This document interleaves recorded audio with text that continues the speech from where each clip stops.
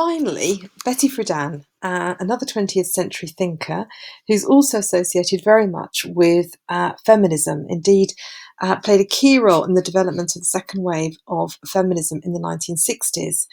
If we look at her dates there, she was around in the 1960s, part of that sort of ferment of ideas that was going on in the US for the civil rights movement, for instance, but also the women's movement. And she really started the big upheavals in that led to big changes in women's rights in the 1960s. And she started that with her book that she wrote called The Feminine Mystique. Now, you have to think of what American society was like in the 1960s. So you had women working in World War II, going into the factories, doing all kinds of different work in World War II. And many of them then going back into the homes after the end of World War II. And in the 1950s, they were expected to be sort of ideal mothers. This is a sort of an image that was reinforced through advertisements and the culture of the time. And it was also a time when affluence was increasing, and all sorts of new devices were coming in, washing machines and hoovers and all of these things, making the life of women much easier at home. But as a result, housewives are also facing boredom as well.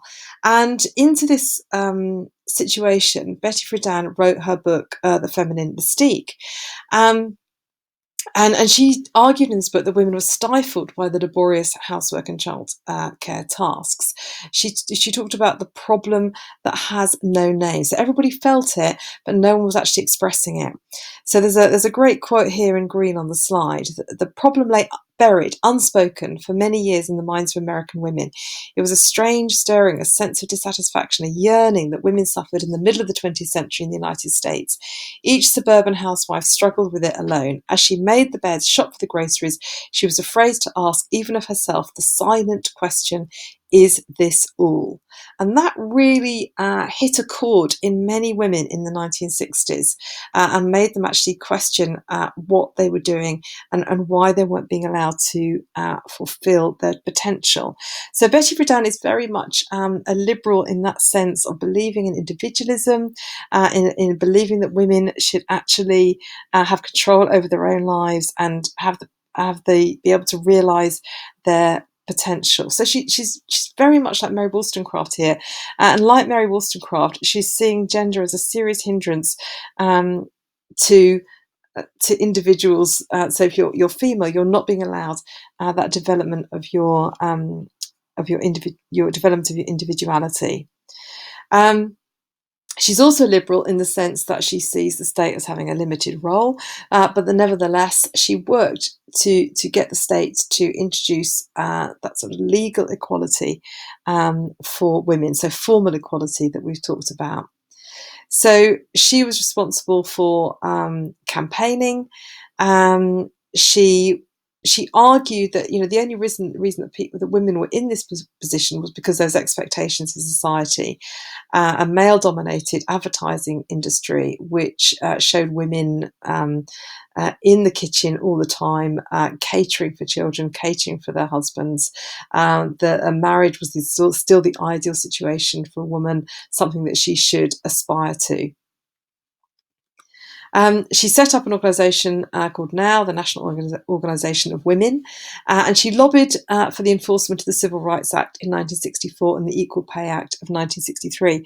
So a really key role in getting that equality, that formal equality for women. So very much a liberal in the sense that she was promoting individual choice for women. She was trying to get that level playing field. Individuals are of equal worth and they needed equal rights. So there should be equality of opportunity. She totally believed in meritocracy. So women, again, having the chance to climb up any kind of job or society based on their own merits. And also believed in positive liberty, in the sense that legislation, the state should get involved to help provide freedom to women. Was she? We should say also with individual choice that she wasn't saying that all women had to be going out to have jobs. If they wanted to stay at home, they could do. So it was very much you had a choice in what you should do. Um, was she completely liberal? Well, she was very much a product of the 1960s. So, for instance, a point that's often held up is that she wasn't totally tolerant because, for instance, she refused to accept lesbians into the Now movement. So, very much reflective of the kind of attitudes of the time. So very interesting that her ideas are similar to Mary Wollstonecraft 2 centuries earlier. Mary Wollstonecraft also arguing that women were uh, deprived of that sort of equal place in society and those opportunities to develop as individuals, which is interesting in terms of the lack of progress really that was made in those intervening 2 centuries. So again, there's a short film for you to watch on Betty Friedan. There's the stuff to read in your notebook and anything else that you can find online or any other videos that you can find so that you find and you read all about her. Complete that section in your booklet as well.